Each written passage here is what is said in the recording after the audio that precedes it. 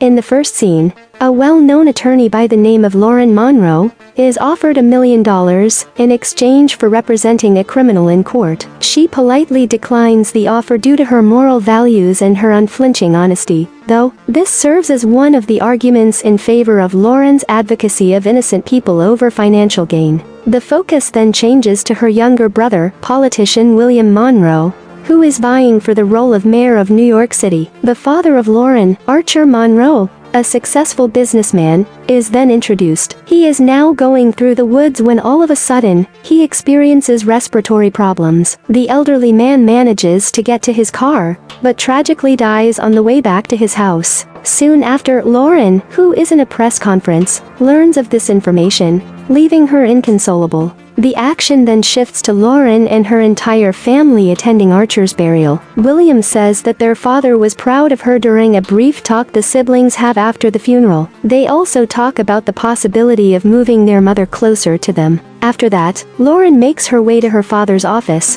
while recalling how much she loved the chess lessons he had taught her, comparing the complexity of the game to life itself. A few days later, Harold, the family lawyer, arrives to declare Archer's will. The will names Lauren's mother, Catherine, as the new CEO of their business. William is given a sum of $20 million, while Lauren is given only $1 million for whatever reason. The remaining $50 million is allocated for gifts to the police and medical schools. Thereafter, Harold visits Lauren for a private conversation, and gives her a gift that her father had left for her. She discovers a USB memory stick and a set of keys inside. A video message from her late father is found when she plugs the USB stick onto her laptop. In the video, he begs her to protect a secret, and expresses regret over not being able to reveal it while he was still alive. The next scene shows a shocked Lauren deciding to go into the woods to discover the secret. Her spouse, who appears to be worried about her well-being, stops her first. She assures him, though, that everything is okay, and that all she really needs is some privacy. Then Lauren goes into the woods and finds a sealed surface that seems like an entryway. She opens the padlock on it using the key she was given earlier, revealing a flight of stairs leading to a basement. Lauren enters the pitch-black bunker with trepidation. As she moves across the space, she comes across a door and opens it to see a man who is bound. She approaches him out of dread,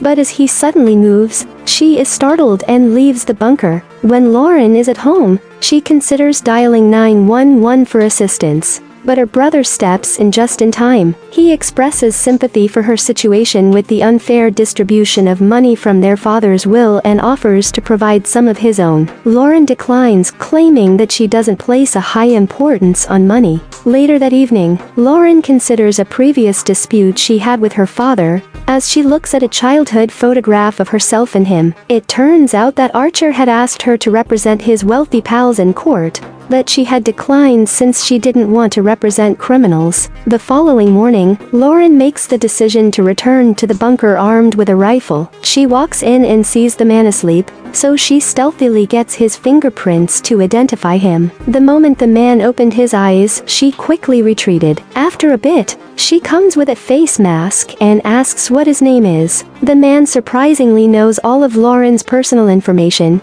including her birth date, the name of her brother, and even the fact that she married against her father's wishes. Lauren removes her face mask and asks him again after being persuaded by his familiarity. The man asks if she is a good person rather than responding. He requests her release after she affirms it, saying that it is the right thing to do. Lauren, on the other hand, is still unconvinced, and thinks he must have committed a serious crime to merit his detention. She attempts to grasp the issue, but the man insists on a shave, along with a lunch that includes steak, potatoes, a Caesar salad, chocolates, Goldwater cigarettes, and a bottle of whiskey. He is aware that Lauren is threatening to imprison him indefinitely, but that her morality forbids it. She chooses to accede to his requests and offer him a razor before leaving, seeing that he has the upper hand. Lauren analyzes the fingerprints when she gets home, and sends them to Detective Emilio Sanchez, a family friend, requesting him to look into it as quickly as possible. She then pays for whatever the man had wanted and goes back to the bunker. After many years of confinement, the man digs up the meal with tears of delight. Because it is so good, he becomes even more upset when Lauren offers him a chocolate bar. He recalls how her father used to give him a square of chocolate once a year, leaving the rest unfinished on the shelf as a form of mockery. He finally introduces himself as Morgan Warner after eating everything, announcing that it has been a while since he last made contact with people. He also clutches her hand and apologizes. After that, Morgan starts to reveal his past, revealing that he had met Archer 3 decades previously, and that they quickly became friends because of their shared interests in gambling, money, and women. They finally became business partners after rekindling their friendship. Morgan claims that Archer drove drunk one late night while he was in the passenger seat. Tragically, Archer killed the pedestrian after colliding with him. While Archer insisted on disposing of the body since he thought it was an accident,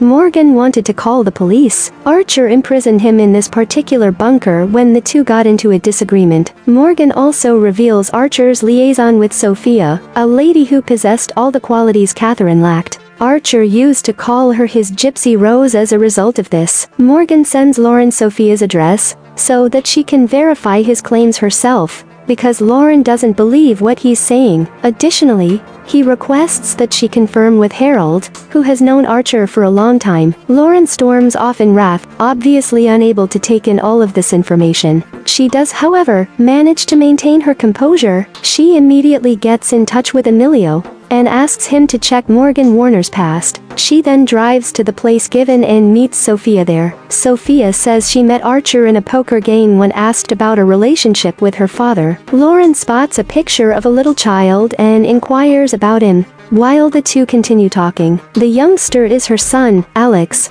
who also happens to be Lauren's half-brother. Sophia responds, shocking everyone with the shocking information. Lauren walks out crying because she is so overwhelmed. She enters Harold's office later, and vents her rage at him for keeping such a significant secret from the family. Harold responds by asserting that it is his duty to uphold secrecy. Then Lauren asks if there are any other secrets, to which he replies that nothing else could hurt her. Additionally, he says he'll continue to keep the remainder of the details secret, urging her to move on. Lauren then approaches her mother to ask whether she is familiar with Morgan Warner. She doesn't recognize the name, though, because she doesn't know it. William enters shortly after, looking anxious. When questioned, he claims that despite his best efforts, he is losing votes. Lauren reluctantly agrees when William asks her to join the campaign rally, because of her reputation for integrity. The following night, Lauren returns to the bunker in an effort to learn more. She inquires as to the location of the pedestrian whose body her father had buried. In response, Morgan offers a compromise. He'll escort her there in exchange for her later granting him freedom. Lauren accepts,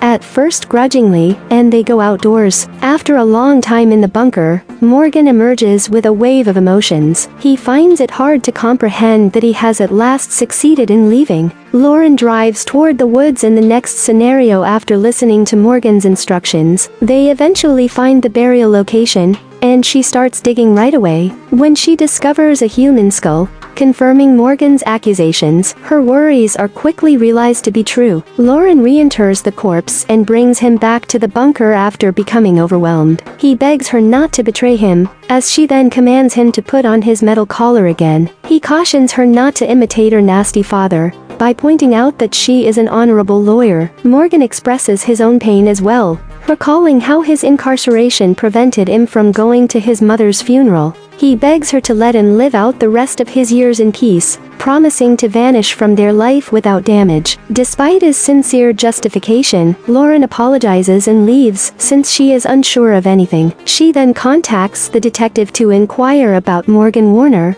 and is told by him that it might take a few more days. The following day, Lauren goes to her brother's workplace to get advice while feigning a court appearance. She gives a hypothetical situation and asks what he would do about a threat who possesses all the secrets. In response, William presents two choices: paying the threat to vanish permanently or discarding of the deceased's body in a river. After giving it some thought, Lauren returns to the bunker with a suitcase and commands Morgan to disappear without a trace. When he complies, she tells him to get ready for his departure, and guarantees that he will be released that evening. After that, Lauren goes over to Harold and asks him to get the individual her father had harmed $1 million and a private jet. She decides not to reveal the reason despite Harold asking about it. Lauren queries Morgan on whether her father had brought up Lauren later as he gets ready to leave. He says that although Archer was quite proud of his daughter, he didn't appreciate the way she stood up to his pals. Morgan then shares a new information. Her brother William has been buying off union officials. Lauren is furious and rushes into her brother's office to confront him. In answer, the latter acknowledges the significance of bribery in order to advance in rank. He claims that in order to get her the job as a district attorney,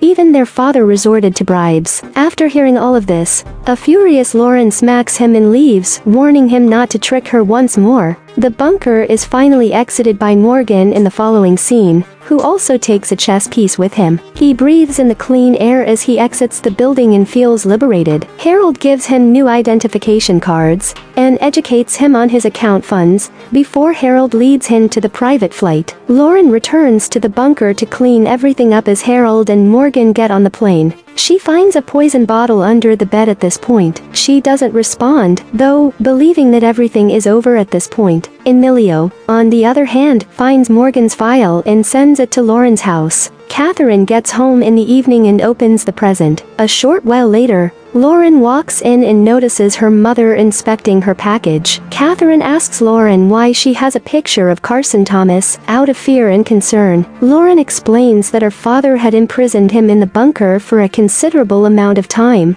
and then goes on to honestly reveal that his real name is Morgan. In response, Catherine makes a startling admission. The man is actually an amoral serial killer. Lauren responds that she released him when Catherine asks where he is at the moment. Lauren runs to the airport in a panic, only to find Harold and the pilot's lifeless bodies there. She quickly understands that Morgan is now after her mother. After returning home quickly, Lauren panics when she doesn't see Catherine. She rushes to the bunker in terror and discovers her mother unconscious on the floor. Morgan emerges from the shadows, turns off the lights, and enters the room while she checks on her mother. Then, with no warning, he attacks and binds her up. When Morgan regains consciousness, she admits the truth that he was the one who gave her father the poison that ultimately killed him. He also talks about the day he drugged Catherine and pressed himself on her. When Archer observed him doing so, he drove Morgan to the bunker. Morgan diverted Archer when they were traveling, which caused a collision with a pedestrian. Despite Archer's denials, new information suggests that Morgan was the one who buried the body. Archer replied by physically subduing Morgan and locking him inside the bunker, after Morgan decided to place the full blame on him. After hearing all of this, Lauren makes an effort to influence him by promising to assist him in obtaining justice for whatever her family may have done to him over the years. However, Morgan insists that he only seeks retribution, saying that he wants to subject them to the same suffering that he endured for 3 decades. He also reveals how he plans to ruin the family's reputation by using the information he has about each and every member. He finally admits that he is Lauren's biological father in a shocking turn of events that leaves Lauren speechless. While this is going on, Catherine, who has since regained her composure, picks up the gun off the ground, shoots him in the head, and kills him. The movie finishes as the mother and daughter burn down the bunker by dousing it in gasoline. Subscribe for more content like this. Don't forget to turn on notifications and leave a like to support the channel. Thank you for watching.